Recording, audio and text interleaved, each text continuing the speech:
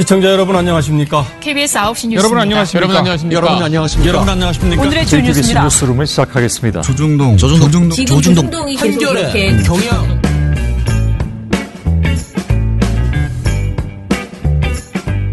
민원연의 미디어 탈곡기 386화를 시작하겠습니다. 예, 안녕하세요. 저는 민원연에서 사무처장을 맡고 있는 김원경입니다. 네, 김세욱입니다. 배나은입니다. 이정일입니다. 예, 오늘 386 특집입니다. 사장님 386이셨. 그쵸, 386이었으나 지금은 586이 되었다는. 네. 10년 더 살면 또 686이 되겠네. 아유, 참. 짜증납니다. 네.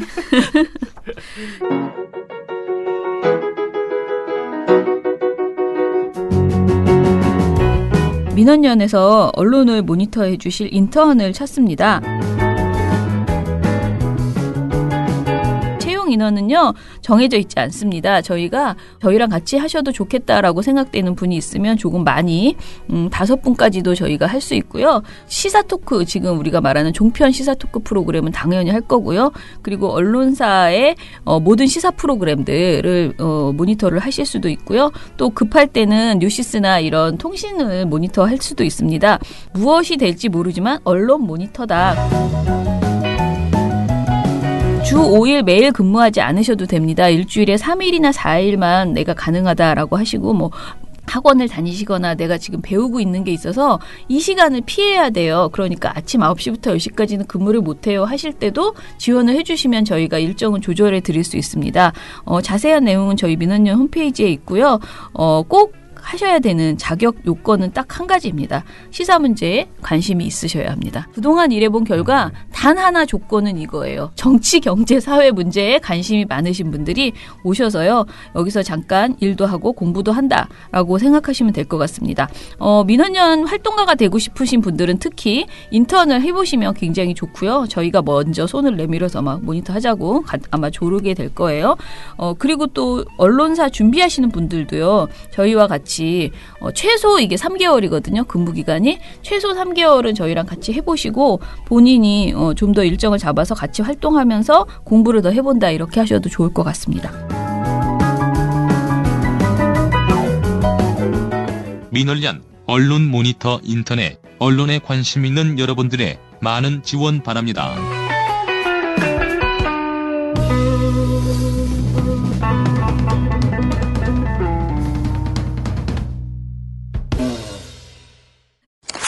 자, 오늘 이제 미디어 스크랩부터 해야 되잖아요. 근데 이게 이제 어제 오후도 아니다. 뭐 한 점심나절에 나온 기사인데요. 너무 황당해가지고 뭐 사실 이런 것까지 보고서를 써야 되나 싶은데 또 얄미워가지고 하나 이제 쓰라고 했거든요.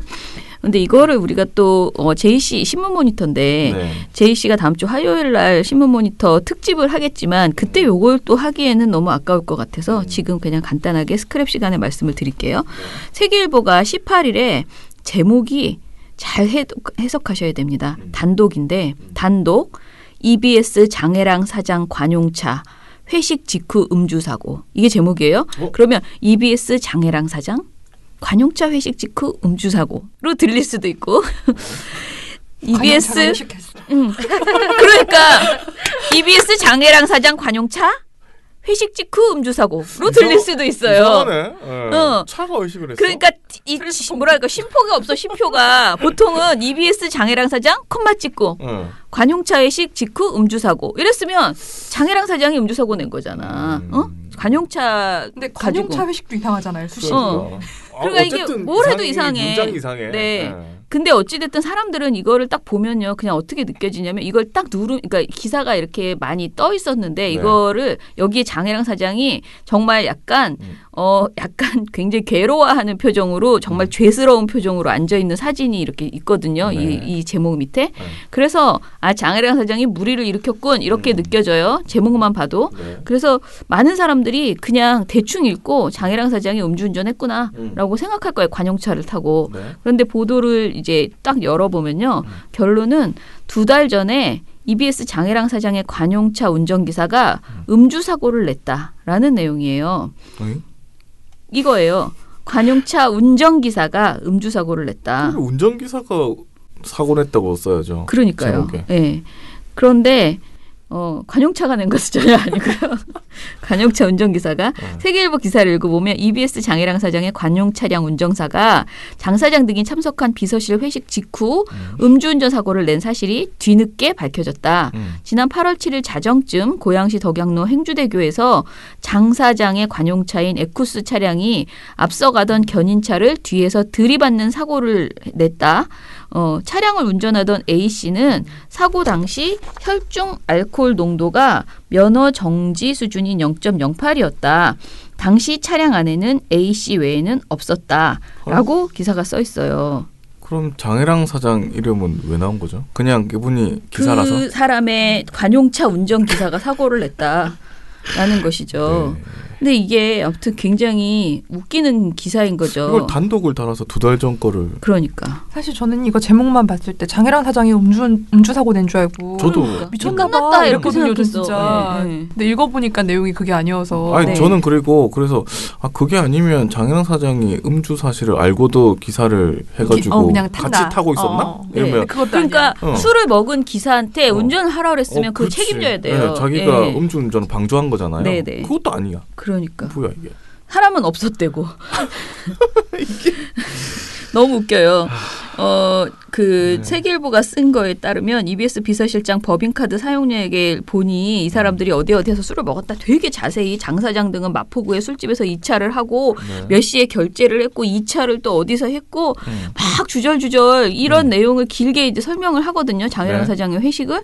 그런데 이게 무슨 상관 있죠? 그러니까 진짜 운전사의 음주운전과 무슨 상관이 있는지도 모르겠고 EBS 측의 해명이 딱 하나 있는데 회식 후 대리기사를 불러서 관용차로 장혜랑 사장과 비서를 자택에 순차적으로 데려다 준 뒤 운전기사가 자택 부근에서 대리기사를 보내고 직접 운전하다 사고를 냈다라는 게 EBS의 해명이었대요.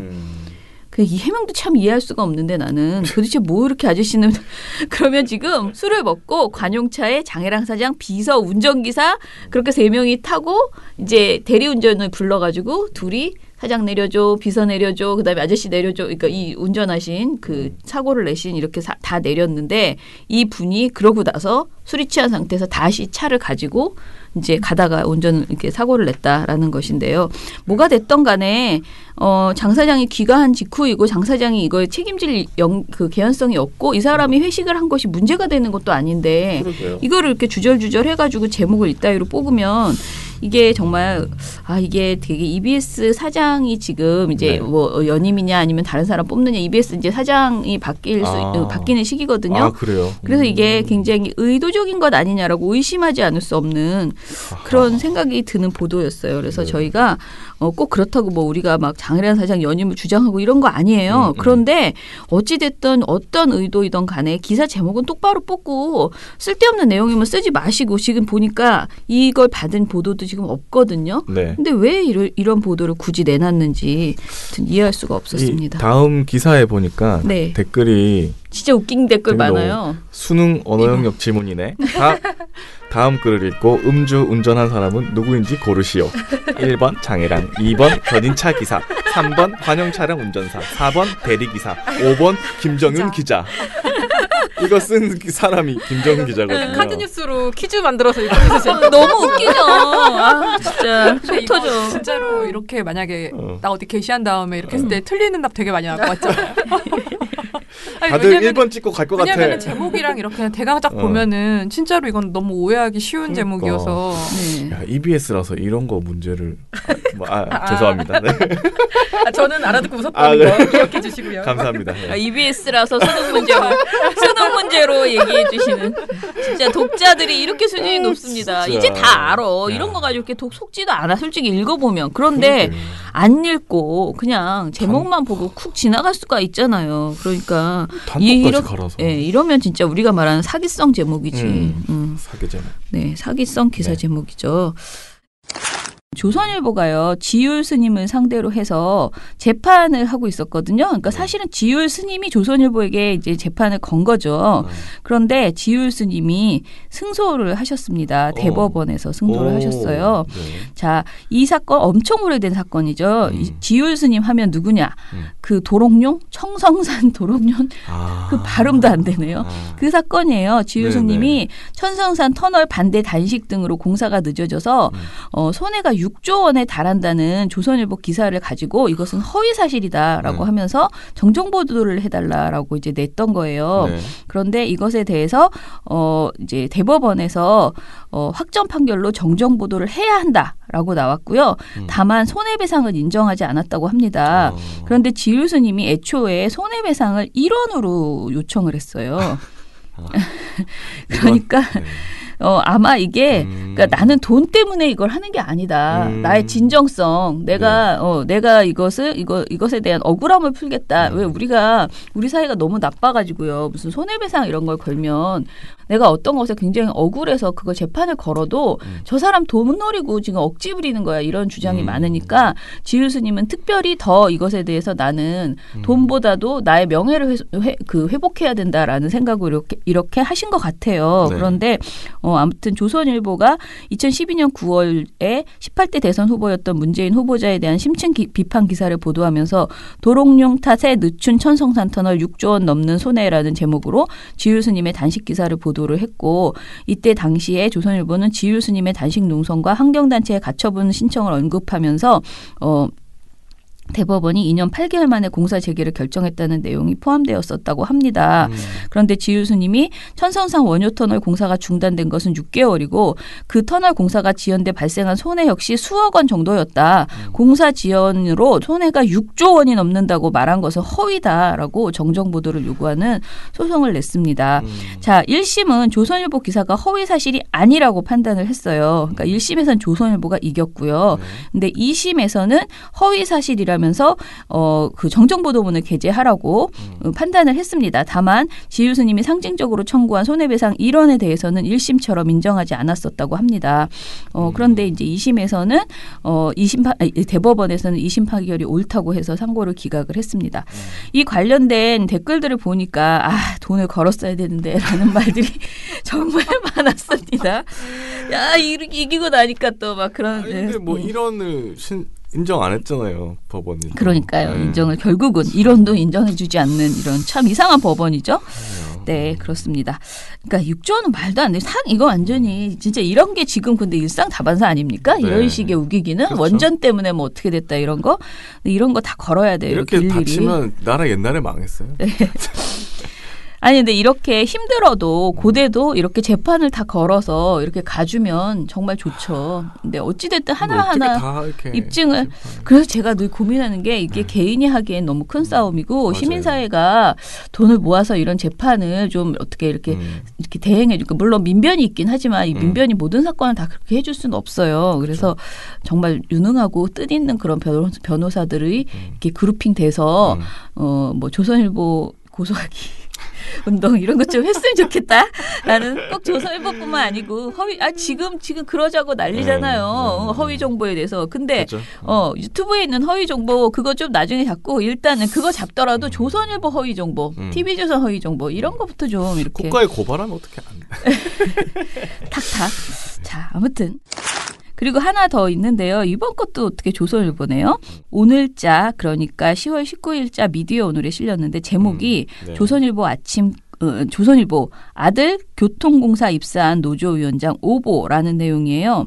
자, 김용태 자유한국당 사무총장이 18일 국회에서 서울시 국감을 하는 도중에 이렇게 말했대요. 서울교통공사 전 노조위원장 김모 씨의 아들이 비정규직에서 무기계약직이 되어서 이번에는 또 게다가 정규직이 됐다. 그러니까 비정규직으로 들어갔다가 무기계약이 되고 정규직이 됐다. 서울교통공사에서? 네. 그러니까 노조위원장 아들이. 굉장히 의미심장하잖아요. 뭐 귀족노조 이런 말이 나올 수 있는 내용이죠.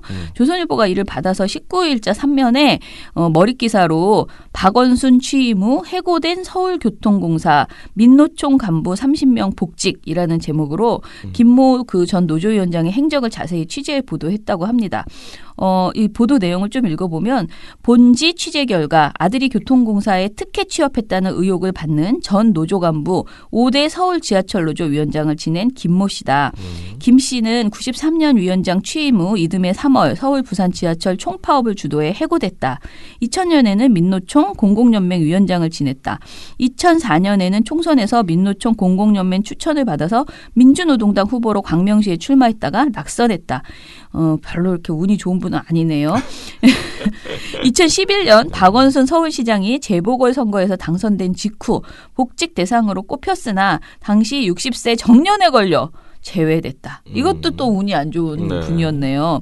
자, 조선일보가 잘못 짚었다는 것을 이제 미디어오늘에서는 얘기하는데요. 조선일보가 파업과 총선 출마 등의 행적을 자세히 취재해 보도한 김 전 노조위원장은 서울 지하철 노조 5대 위원장을 지낸 김영환 위원장인데 김영환 전 노조위원장은 아들이 서울 교통공사에 입사한 적이 없다고 합니다.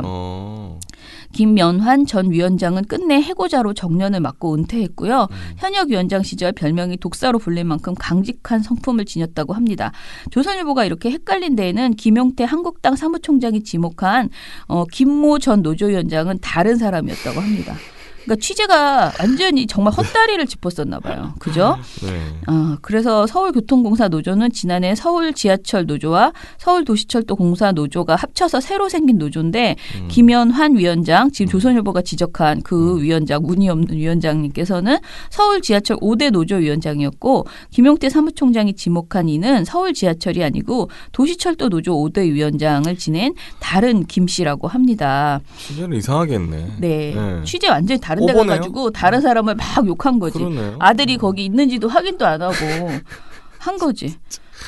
뭘 취재한 거야? 그래서 그 다른 도시철도 노조 위원장 아들은 실제로 서울교통공사에 입사를 했다고 하네요. 다른 사람은? 네, 다른 사람은. 근데 이 부분에 대해서는 뭐 아직은 모르겠어요. 저 보니까 그 김 처장 아들의 공사 입사는 인정했지만 아들의 입사에 김 처장이 개입했는지는 아직 조사조차 안 된 상태다라고 미디어오늘에서는 보도를 했어요.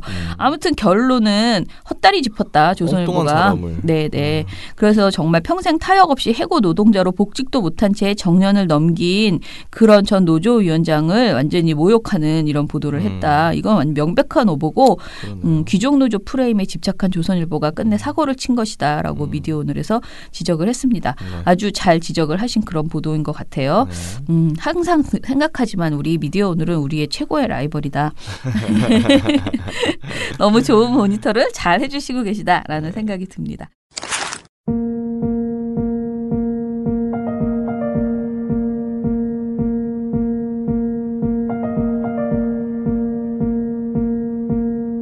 그렇습니다.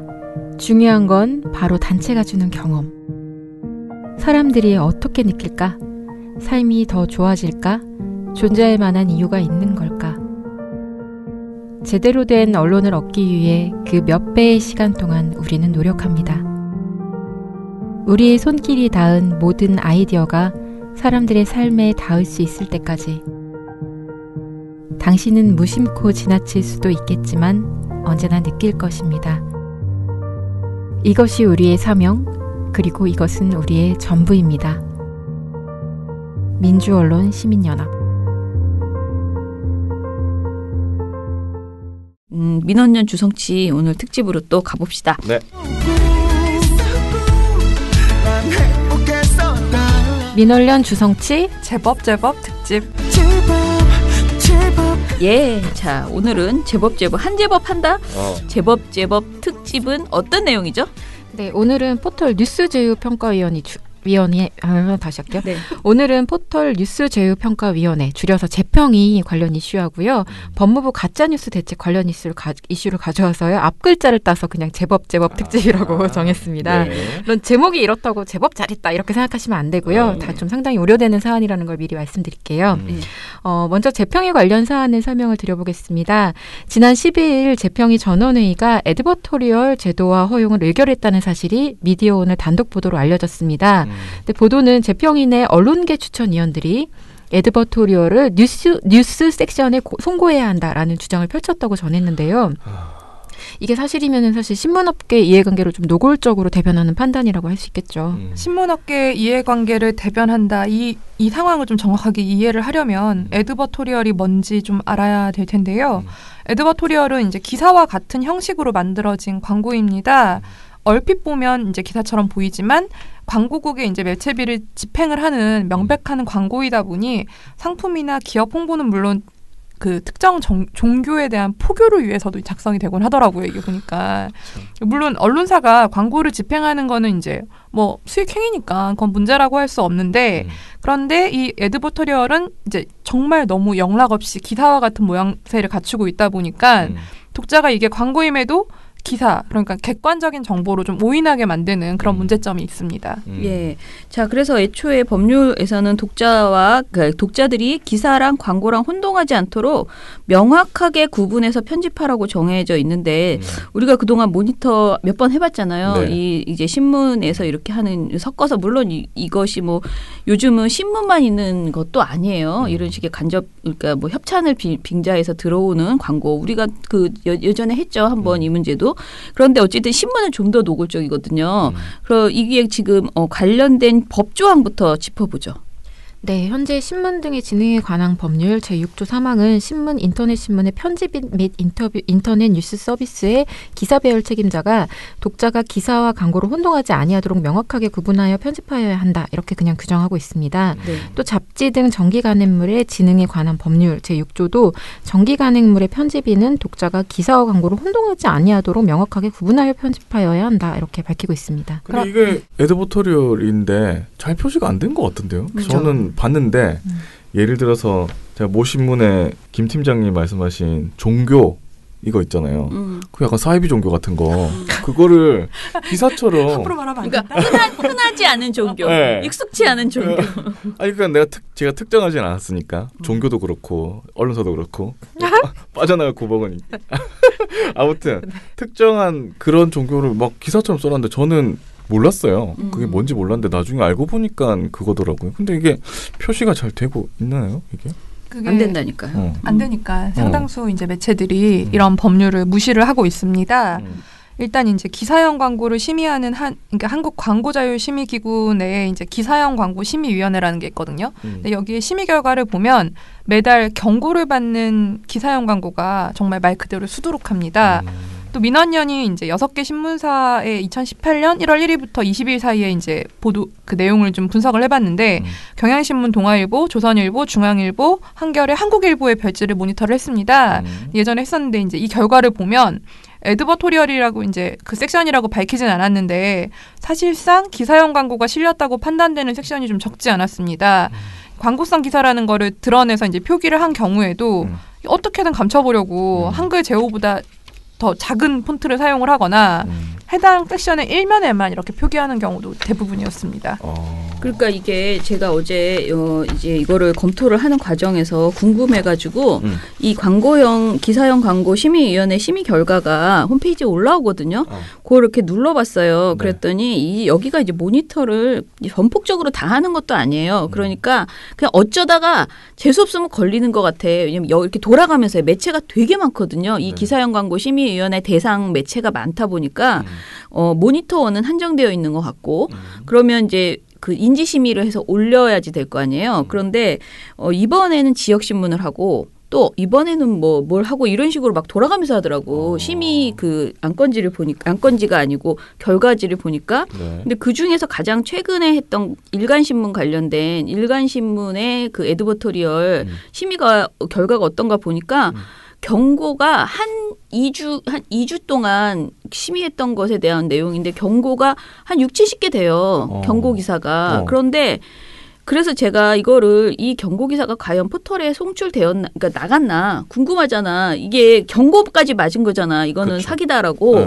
그런데 그게 나갔나 이렇게 보니까 거의 다 뜨는 거예요. 다 포털에서 다 뜨고 있어요. 그게 검색이 돼요? 네. 그리고 에드버토리얼이라고 안 써 있어요. 그리고 기자명도 정확하게 기자의 아이디도 그 기자 서울신문이면 서울 점 뭐 이렇게 해서 기자 아이디가 써 있어요. 이건 누가 봐도 기사로 보여. 근데 그나마 어떤 거는 너무 광고를 너무 하고 싶다 보니까 뭐 그 행사 사진을 그냥 떡 붙여놓고 이게 좀 촌스럽게 그래서 이건 기사지만 광고 같다라고 생각되는 것도 있지만 어떤 것은 진짜 흐름이 좋아서 매끄럽게 완벽하게. 광고라는 느낌이 안 드는데 그거는 그러면 내가 그 기사만 봤을 때는 인지를 못했을 것 같아. 그런데 그 이제 기사형 광고 심의위원회에서 걸린 아이기 때문에 이게 지금 기사형 광고구나 이걸 내가 알 수 있게 되는.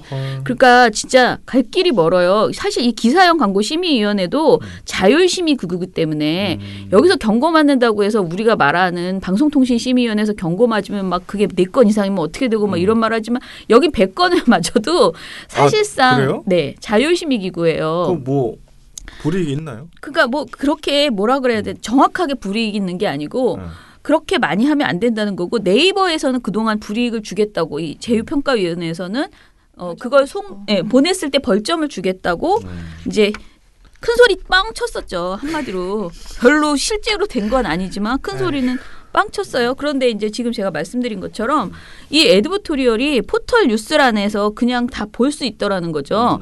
그리고 더 웃긴 거는 어제 제가 웃었던 게 이제 특정 침대를 어떤 메이커의 침대를 에드버토리얼로 걸렸더라고. 그래서 그 침대를 검색하니까 매체가 안 걸린 매체까지 쫙 다 뜨는 거예요. 그 침대 이름만 치면은 뭐 한 40개가 같은 날 막 뜨는 거예요. 근데 그 기사형 심의위원회에서는 또 안 걸렸어. 그러니까 이게 뭐 정말 제대로 걸리고 있지 않다라는 생각이 들더라고요.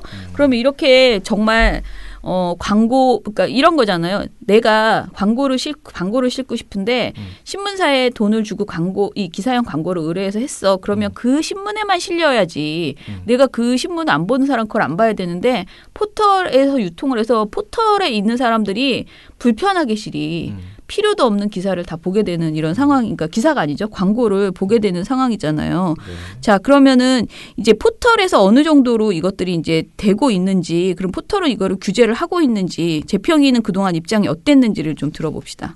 네, 당초 재평이는 외견상 기사 형식을 띠고 있으나 특정 상품이나 서비스의 구매를 유도하는 이미지, 가격, 판매처 등의 관련 정보 전달을 주 목적으로 하는 콘텐츠를 기사로 위장한 광고라고 딱 정의를 해놨습니다. 그리고 언론이 이런 기사로 위장한 광고 같은 것들을 포털 일반 뉴스 카테고리로 송고할 경우 5개당 벌점 1점을 부과한다 이런 원칙을 공표를 했었어요. 그리고 누적 벌점이 6점이 이제 되면 그 기준으로 그 이상이면 기존 입점 매체에 대한 재평가 들어간다는 그런 원칙까지 세웠었죠.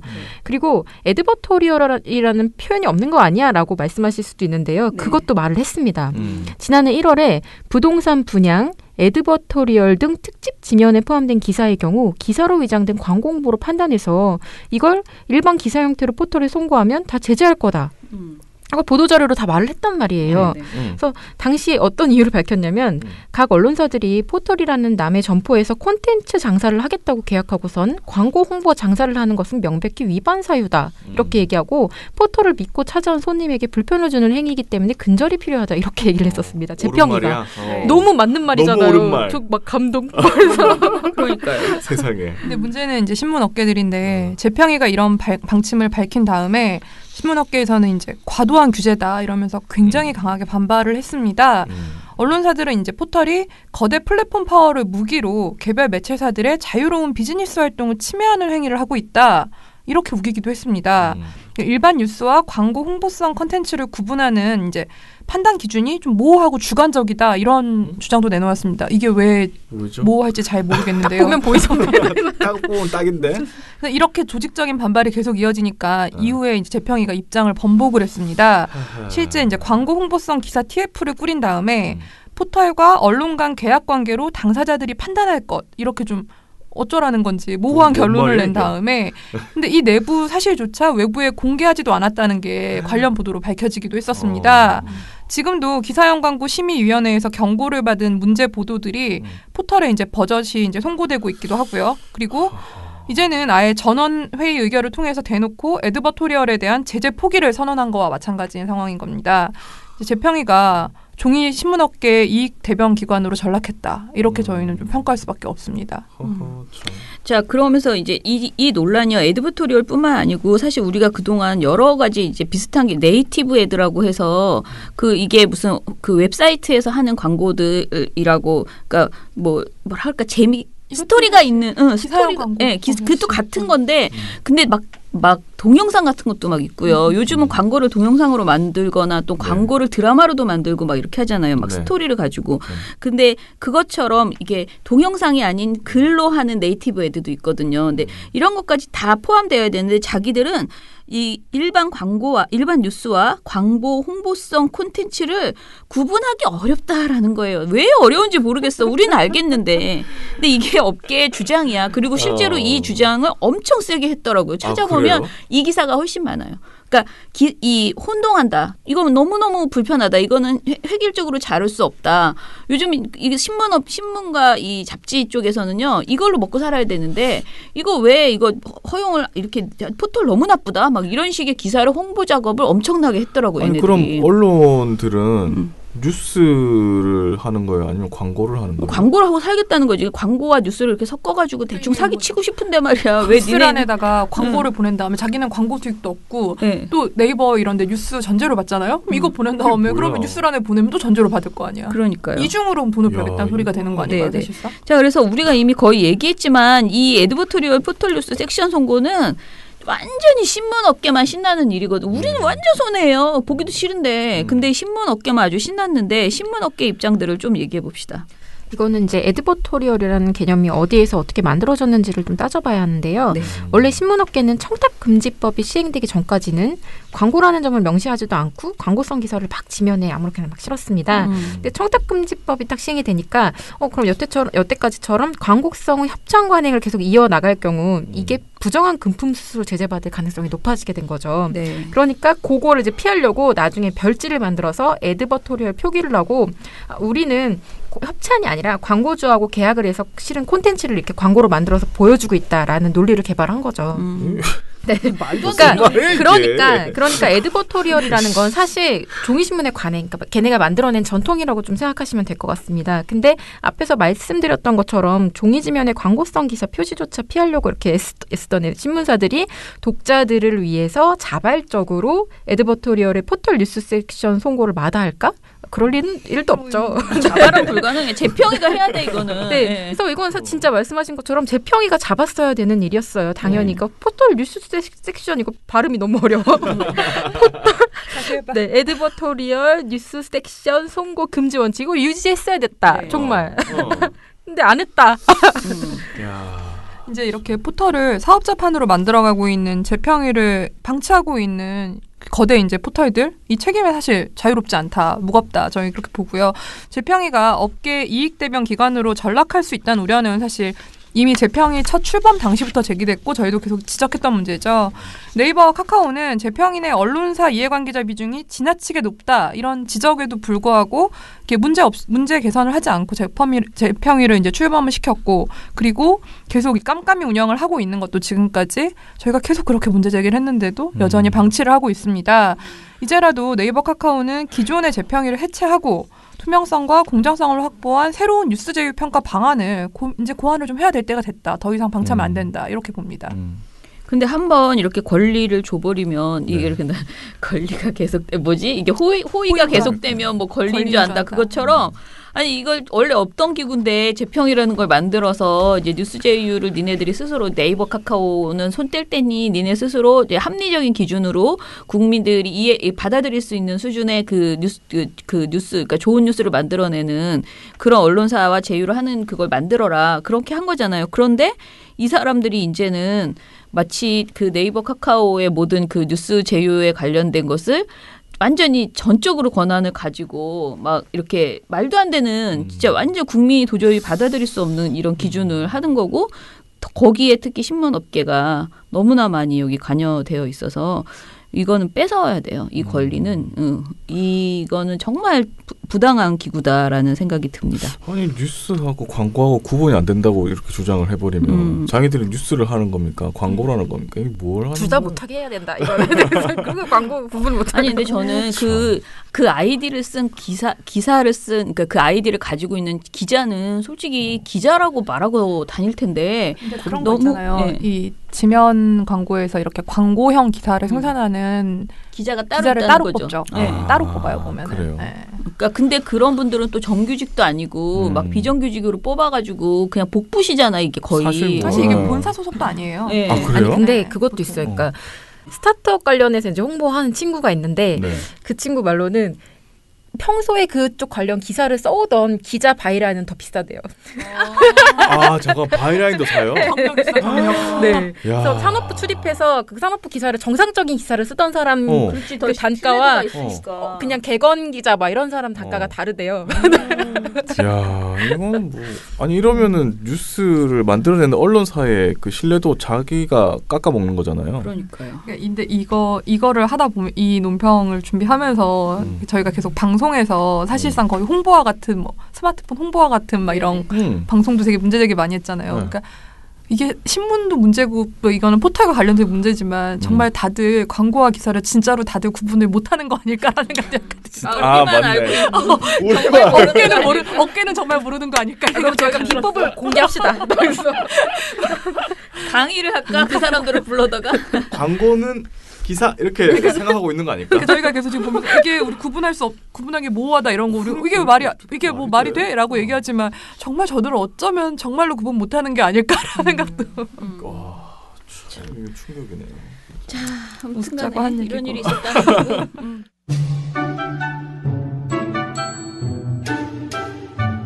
당신 주위에 가장 믿을 수 있는 시민단체를 떠올려 보세요. 어떤 단체인가요? 실수를 하면 인정할 줄 알고 약속을 하면 반드시 지키는 그런 단체 아닌가요? 늘 좋은 언론을 만들기 위해 원칙을 지키는 예측 가능한 단체. 그런 단체가 믿을 수 있는 단체입니다. 언론이 미래다. 민주언론 시민연합. 두 번째 또 다른 이게 내용은 뭐죠? 주제는? 네. 그 법무부 가짜뉴스 대책과 관련된 내용인데요. 네, 지난 16일 법무부가 가짜뉴스 적극 수사 방침을 밝혔죠. 이때 이제 박상기 법무부 장관은요, 정보의 허위성이 명백하고 사안이 중대하면 고소고발 접수 전이라도 수사에 적극 착수하라 이렇게 말했고요. 요거보다 앞서가지고 이낙연 국무총리도 2일날 민주주의를 교란하는 온라인 가짜뉴스를 엄정히 처벌하라 이렇게 지시를 했습니다. 또 있습니다. 더불어민주당 가짜뉴스 대책특별위원회는요. 17일날 국회에서 가짜뉴스 허위 조작 정보 어떻게 할 것인가를 주제로 토론회를 개최하기도 했는데요. 이 더불어민주당 가짜뉴스 특위위원장인 박강원 의원이 발의한 허위 정보 방지법에 대한 발제가 중심이었다고 합니다. 그러니까 내용을 요약하면 정부와 여당이 완전 힘을 기울여서 가짜뉴스 근절에 나서는 모양새인 거죠. 자, 그런데 사실 우리도 가짜뉴스 문제가 심각하다는 거는 다 동의하잖아요. 네. 그러니까 분명히 심각하고 대책이 필요하다라는 건 아는데 그런데 이제 지금 정부가 하고 있는 이 대책이 과연 적절한가에 대해서는 이제 계속 고민이 되거든요. 자, 요거에 대해서 일단은 가짜뉴스에 대해서 우리가 얼마나 동의하고 민원연 입장을 지금 한번 논의를 했어요, 저희가. 그것에 대해서 간단하게 좀 정리해 볼까요? 네. 가짜뉴스의 심각성은 사실 엄청나죠. 저희가 이 문제를 정말 고민하고 있고요, 계속. 그런데 이제 그러니까 특정 집단에서 특정한 의도를 갖고 제작해서 유포하는 가짜뉴스는 이게 민주주의를 지탱하는 언론 공론장을 이제 위협하고 훼손하기 때문에 심각할 수밖에 없다. 그리고 시민들에게 가짜뉴스의 위험성을 알리고 경각심을 촉구하는 건 정말 너무너무 필요하고 매우 중요한 일이죠. 네. 그런데 가짜뉴스를 뿌리 뽑겠다면서 이제 정부가 좀 어떤 사안이 있으니까 이건 이렇게 하면서 이건 수사 뭐 이런 식으로 대증요법처럼 이렇게 좀 강력 대응책을 좀 일단 이것부터 먼저 동원하는 것은 좀 우려되는 부분이 있다라는 생각이 들고요. 이게 정부의 섣부른 대응이 자칫하면은 헌법에서 보장하고 있는 시민의 표현의 자유를 제한할 우려가 있기 때문에 저희는 이제 큰 틀에서 이걸 계속 고민할 수밖에 없는 부분이 있습니다. 사실 민원연은 그동안 정부를 비롯한 규제 당국이 표현의 자유와 관련한 제도를 만들거나 좀 손보려고 할 때 이제 좀 신중한 자세로 시민사회나 관련 전문가들과 함께 차분하게 고민하고 또 토론하는 과정을 거쳐라 이런 것들을 일관되게 주문해 왔었습니다. 그래서 우리가 뭐 박근혜 정부 때 박근혜 대통령을 모욕하거나 그러면 그거를 막 적극적으로 다 지우는 임시 조치를 하겠다라고 했을 때도 반대를 했었고요. 그리고 또 예전에 이명박 대통령 초기엔가 미네르바가 뭔 그 경제를 분석하는 글을 썼는데 그게 가짜 뉴스라고 막 난리가 났어요. 구속이 됐었나 그랬잖아요. 그때도 우리가 그 분을 민주시민 언론상 특별상까지 줬었어요. 그러니까 표현의 자유를 지키는 문제도 사실 되게 중요해요. 그래서 이 부분까지 이제 고민하면서 우리가 정부가 좀 차분하게 대응했으면 좋겠다라는 생각을 하는데 일단 그렇다면 이번 법무부 방침의 문제점, 우려되는 지점을 좀 하나하나 짚어주세요. 네, 먼저 법무부는 이 허위 조작 정보라는 것을 객관적 사실관계를 의도적으로 조작한 허위의 사실이라고 규정을 했는데요. 허위 조작 정보의 범위 안에는 객관적 사실에 대한 다양한 의견 표명이나 아니면 실수에 의한 오보, 근거 있는 의혹 제기 등은 포함하지 않았다고 설명을 했습니다. 근데 당장 실수나 의도를 대체 어떻게 어떤 기준으로 구별하고 구분할 수 있을지 정말 모르겠어요. 그리고 또 예를 들면 당장은 거짓이라고 사람들이 막 이제 인식이 되더라도 후에 판단이 바뀔 수도 있는 거잖아요. 그래서 근거 있는 의혹 제기는 허위 조작 정보로 판단하지 않겠다고 했지만 근거의 유무를 대체 누가 어떤 기준으로 판단할지 정하는 과정에서 논란이 좀 계속 나올 수밖에 없는 상황인 것 같습니다. 또 법무부는 현행 정보통신망법이 사생활 침해나 명예훼손이 이루어졌을 경우에 한해 삭제하거나 반박 내용을 게재할 수 있도록 이제 하고 있는 데서 좀 한 발 더 나가서 명예훼손에 해당하지 않는 간단한 건 아닌데 그러니까 그 커트라인을 내려가기가 좀 쉽지 않아요. 진짜 이 또한 좀 신중하게 검토할 필요가 있다라고 저희가 생각을 하는데요.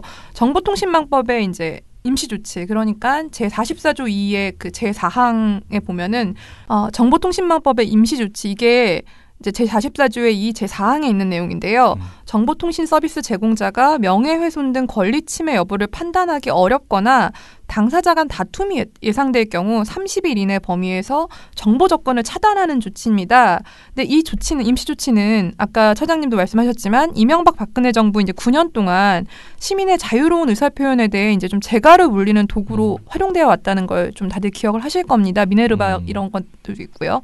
그렇기 때문에 민원연을 비롯한 시민사회는 이제 끊임없이 임시조치 제도의 폐지를 좀 요구를 해왔습니다.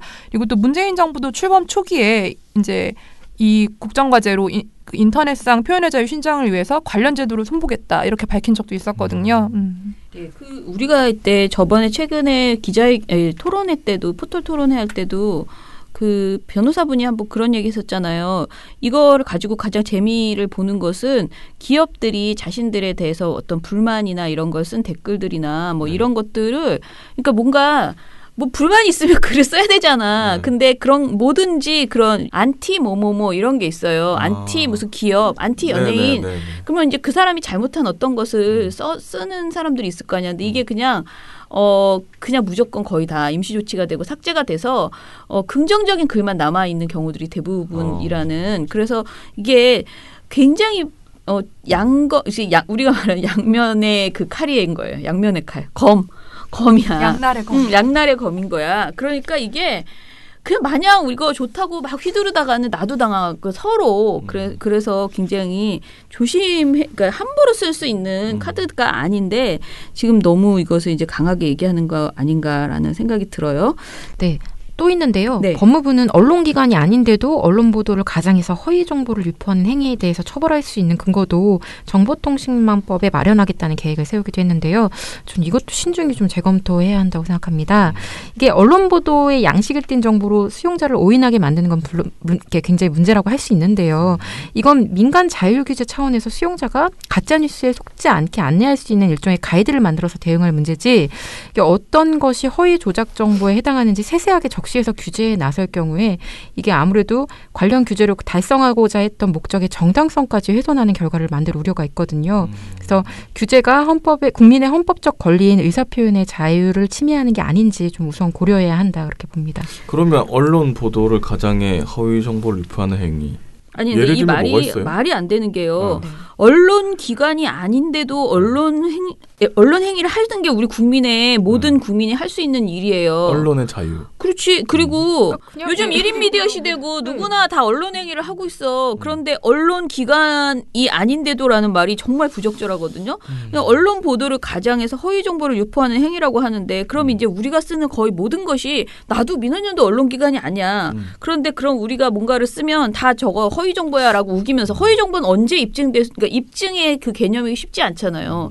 그런데 그거를 가지고 계속 제허위 정보라고 섣불리 판단하고 다 그거를 처벌할 수 있게 될 수도 있다는 거죠. 팟캐스트 뭐 유튜브가 아마 뭐, 거의 그러니까 네. 또 이제 뭐 카톡이나 이런 데 찌라시로 막 언론 보도인 것처럼 해서 도는 것들 이제 이런 것들을 규제하고 싶어서 이게 문제가 있으니까 실제로 그게 문제가 있으니까 만든 것 같긴 한데 그런데 이거를 규제하는 효과와 함께 다른 피해들이 이제 불러질 수 있는 부분이 너무 많기 때문에 빈대 잡으려다가 예, 그러니까 그렇지. 계속 좀 태우고. 신중하게 생각할 필요가 있는 거죠. 네. 이 부분에 대해서. 자, 그러면 우리가 가짜뉴스에 대해서 대책이 필요한 거는 맞단 말이에요. 그러면 어떤 대책이 있어야 될지 한번 생각해 봅시다. 저희 계속 말씀하셨듯이 저희가 이제 추가 입법을 통한 규제는 좀 더 신중하게 결정할 필요가 있다. 이것을 전제로 좀 얘기를 하다 보면은 사실 이제 법무부의 지금 가짜뉴스 대책이 거의 대부분 형사처벌을 전제하고 있는 거거든요. 그렇기 때문에 좀 현재 가짜뉴스를 처벌할 수 있는 현행법상의 제도적 장치가 지금 제대로 작동하고 있는가 혹시 그 안에서 좀 더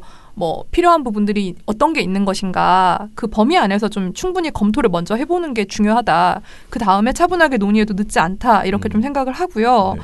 그리고 지금 명예훼손죄만 해도 진실을 폭로하거나 또 뭐 권력자에 대한 비판을 통제하는 데 악용되고 있다 이런 비판을 좀 받는 부분들이 있잖아요. 그리고 네. 계속 말씀드리는 이 정보통신망법상의 임시제도 조치도 좀 비슷하고 그렇기 때문에 좀 신중할 필요가 있다라는 게 일단 계속 전제를 하고요. 이제 무엇보다 가짜뉴스라는 거는 이제 건강한 언론 생태계가 좀 훼손된 자리에서 더욱 힘을 발휘하기 마련이잖아요. 지금 요즘 보면은 저희가 계속 언론들이 정상화되지 않았던 시점에서 가짜뉴스가 특히 더 기승을 부렸던 부분들이 있고 그렇기 때문에 저희가 언론단체로서 생각을 해보는 건 정부가 이런 여론 조작에 대응할 수 있는 건강한 저널리즘 생태계를 만드는데 이제 좀 더 초점을 맞춰야 되지 않을까 이런 것들을 지원하는데 좀 더 초점을 맞춰야 되지 않을까 이런 생각을 해봅니다. 이제 그러려면은 이명박 박근혜 정권이 지난 9년 동안 언론 자유에 역행하는 방향으로 계약했던 이제 방송법이나 이런 언론 관계법을 개선하는데 좀 먼저 더 힘을 쏟아야 되겠고요. 특히 이제 여당 국회에서 더 이런 책임들이 더 있죠. 그리고 또 건전한 언론이 생존하고 이제 좀 강력해질 수 있는 기반 조성을 위한 다양한 대책을 고민하고 이제 실천하는 게 필요하겠다 이런 생각도 듭니다. 특히 이제 언론 수용자인 시민들이 가짜뉴스의 피해자가 되지 않도록 좀 예방 차원에서 미디어 교육을 활성화할 수 있는 방안, 이걸 더 지원할 수 있는 방안 이런 것들도 모색하는 게 우선 더 이런 것들을 먼저 고민해야 되지 않을까 그렇게 고민을 하고 있습니다. 저희도.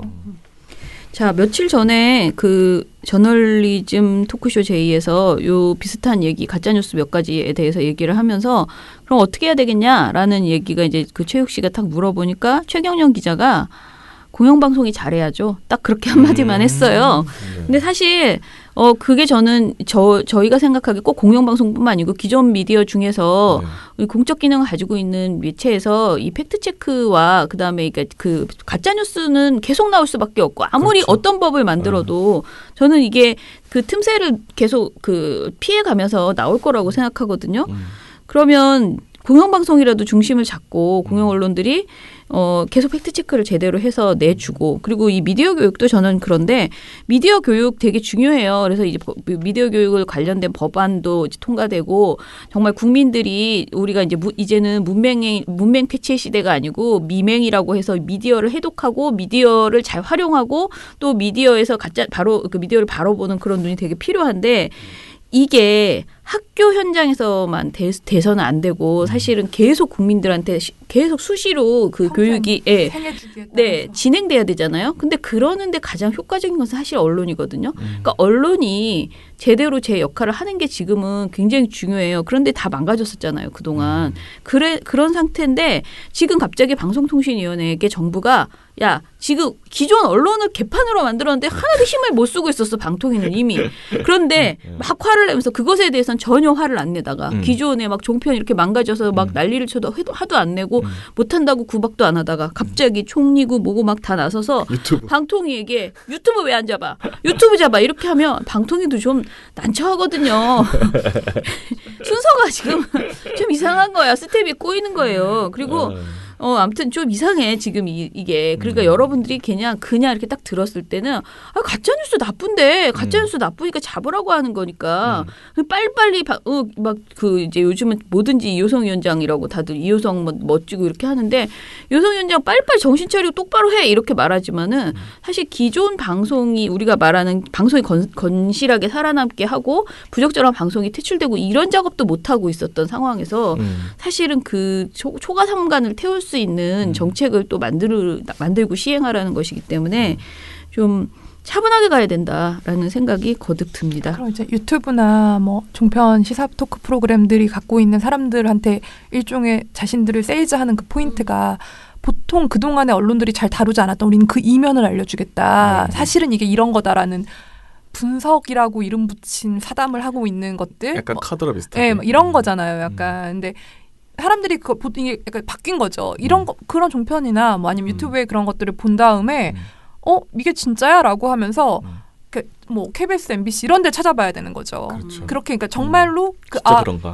공론 정말 더 공공적인 영역의 섹터에 있는 언론들이 신뢰할 만한 저널리즘이 되면은 가짜 뉴스를 검증하는데 그 기준점이 될 수 있는 건데 지금은 그게 안 되고 있기 때문에 그러니까 이게 믿을 수가 없으니까 공공 섹터에 있는 이 언론들을 믿을 수가 없으니까 다른 쪽으로 계속 보게 되는 거죠. 그러니까 이 문제를 해결하는 게 사실 그래서 굉장히 더디고 쉽죠. 가짜 뉴스가 나오고 이게 뭔가 피해를 입은 사람들이 분명히 발생하고 처벌을 하면은 빠르죠.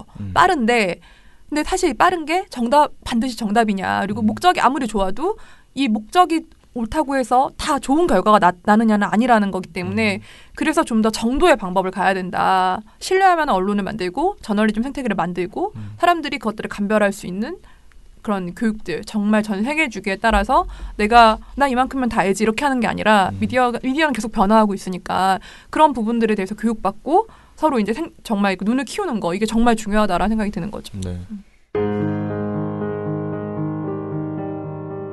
상상해보세요.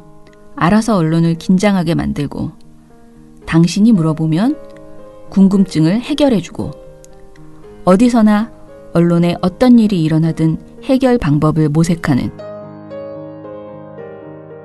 이것이 민원연이 우리의 삶을 더 쉽고 더 지혜롭고 더 나은 삶으로 만드는 방법입니다.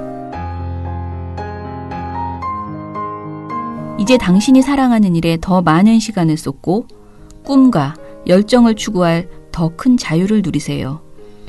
우리의 인생은 그래야 하니까요. 한 번도 느껴보지 못한 언론이 바로 선 사회, 민주언론 시민연합이 만들어갑니다. 제가 사실 창원으로 지금 전국민원연 대회를 내려가야지 되고요. 그리고 저희가 토요일 날은 또, 마석술래를 합니다. 그래서 뭐 별로 쉬지도 못하고 계속 쭉쭉 이어나갈 것 같고요. 저희가 토요일 방송은 미리 녹음을 해놨습니다. 네. 그래서 내일 들려드릴 거고 일요일 책 읽기도 임무를 완수했습니다. 네. 책을 잘 읽지 않고 갖고 와서 읽어놨으니까요. 저희 주말까지 방송은 계속 될 겁니다. 네, 이 방송도 지금 목요일에 녹음을 하고 있다는 거. 네. 예, 댓글 읽어드리겠습니다. 잊혀진 386님. 언제나 미타를 듣는 것은 대단한 인내가 필요합니다. 조선일보 세균류의 행태를 듣고 있으면 지금 당장 전방에 촛불이를 조선일보 건물로 돌려야 한다는 주장이 무리가 아닙니다. 최소한의 상식도 없는 조선일보류의 무리들을 쓸어버리는 날까지 탈탈탈 하셨습니다. 네. 자, 444006님. 네. 잘 들었습니다. 지하철 타고 오면서 빵빵 터졌네요. 몰라서 그런 건지 알면서도 그런 건지 참 한심하네요. 모래요정 바람돌이는 대박이네요. 옛날 생각도 나고요. 탁월한 이정일 PD님의 선곡에 박수를 보냅니다. 감사합니다. 나도 이거 들었습니다. 모래요정 바람돌이. 나도 이거 많이 들었던 세대인데 나는 그러면 몇 살에나 이걸 들었을라나 생각도 안 나네. 참 조그만 애다라고 생각했어. 저렇게 지저분한 요정이 어딨니? 이렇게 생각했어. 귀엽긴 귀여운데. 자, 그리고 TNO님이 마찬가지로 일단은 모래요정에 대한 얘기를 잔뜩 하셨는데 네. 이 PD님이 바람돌이 세대는 아니시지 않나 생각이 들지만 의외로 들었을지도 모른다고 넘기겠습니다. 네. 대충 민원연 사무처의 바람돌이 세대는 그러더니 처장님은 흑백TV 세대시고 그래서 제가 6학년 때까지 흑백TV를 봤습니다. 아, 그래요? 예, 저는 중1 때 칼라 텔레비전이 처음 생겼어요. 오. 80년에. 그때 뭐 거의 난리 났습니다. 우리 집에 친구들이 와가지고 막 개부러워하면서 막 저게 칼라 TV구나. 막 부잣집. 네, 저는 그때는 좀 살았거든요. 지금은 아니지만. 자, 그리고 김강일의 신통방통은 정말 제목값하네요. 요정을 한정식집으로 포장하는 신통한 시도를 하다니 그러면서 하여간 기승전 배낭 활동 가다 보니까 너무 재밌어. 막 이것저것 뭐라고 하시더니 네. 머릿속에 그들이 말한 그 이미지가 지워지질 않네요 하면서 얼른 제 기준에 발그레해지는 다른 아름다운 생각을 해야겠습니다. 네. 숯불갈비 냄새라든지 만두통에서 모락모락 올라오는 김이라든지 잘 비빈 유니짜장의 광택이라든지 네. 배나 부녀회장 후드티라든지 아침 저녁으로는 이제 한 자릿수 기온이네요. 부녀회장님의 체온을 보호해주던 머리가 이발을 통해 상당 부분까지 사라진 이제 머플러 필수이십니다. 그러고 보니 올해도 이제 2달 남았네요. 하셨습니다. 네.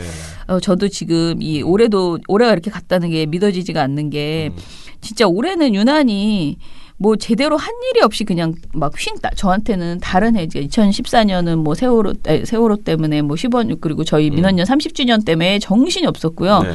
이렇게 뭐가 정확하게 좀 있었거든요.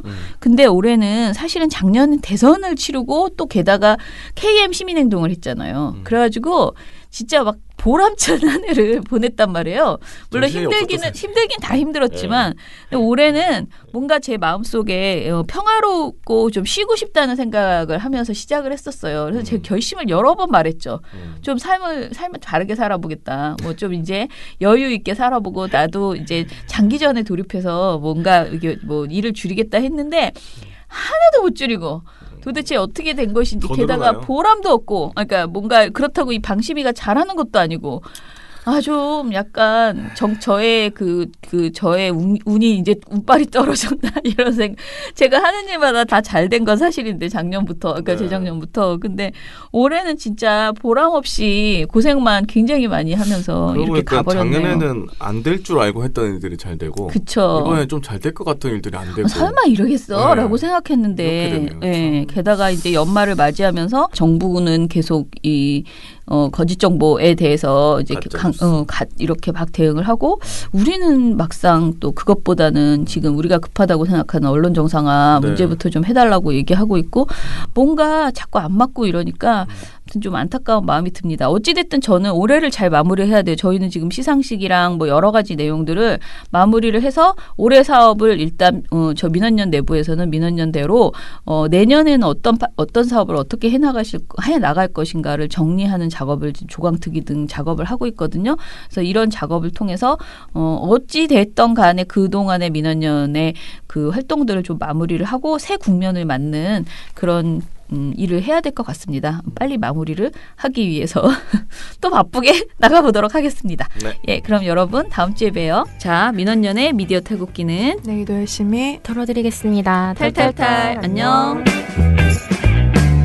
네, 오늘 뉴스데스크 마치겠습니다. 청년에게 시청해주신 꿈과 희망을 여러분 채널 A가 고맙습니다. 함께합니다. KBS 시청해주셔서 9뉴스 오늘 순서 모두 SBS는 마치겠습니다. 앞으로도 내일 끝까지 뵙겠습니다. 파헤치겠습니다. 고맙습니다. 오늘 8시 뉴스라인 모두 뉴스 여기서 마치겠습니다. 마치겠습니다. 시청해주셔서 고맙습니다. 뉴스팔 여기서 마치겠습니다. 저희들은 내일도 함께해 주십시오. 최선을 다하겠습니다. 여러분 고맙습니다. 탈탈탈 안녕.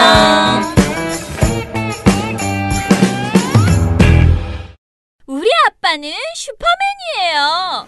종편 막말 패널들도 퇴출시켰고요. 보도 지침 책도 만들었고요.